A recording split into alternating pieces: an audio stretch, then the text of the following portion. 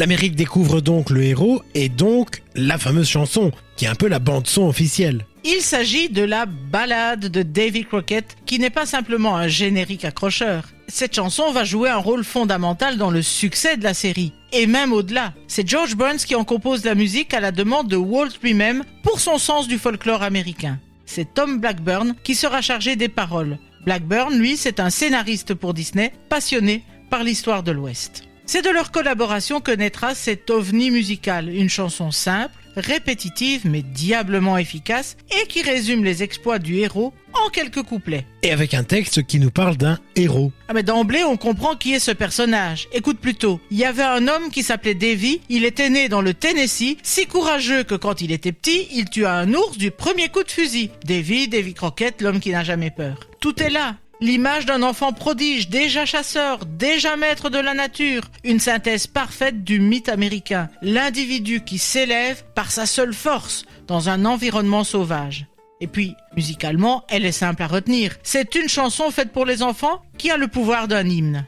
Une chanson qui agit comme un outil de mémoire. Elle glorifie, elle mythifie, puis elle colle à l'oreille et ne vous lâche plus. Et cette chanson a connu un vrai succès commercial à part entière, non ? Un succès monumental. On estime que plus de 10 millions d'exemplaires seront vendus cette année-là, tous interprètes confondus. Ce sont les Wellingtons qui interprètent la version originale du générique. Mais dès sa sortie en 1955, elle est enregistrée par plusieurs artistes. Celle de Bill Hayes deviendra numéro 1 des ventes aux États-Unis en mars 1955. Elle est aussi reprise par plusieurs chanteurs dans des styles très différents. Par exemple, Tennessee Ernie Ford en fait une version plutôt country par exemple. Bon.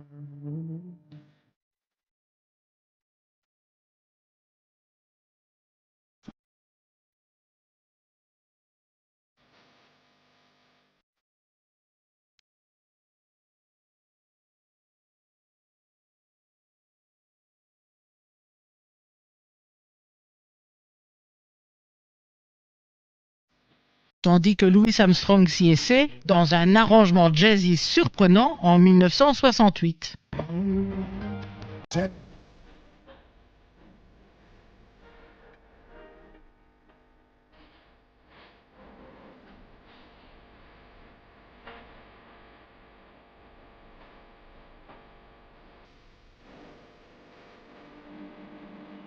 Et en France, elle est traduite sous le titre de La ballade de Davy Crockett et les paroles adaptées par Francis Blanche. C'est Annie Cordy qui sort cette version en 1956.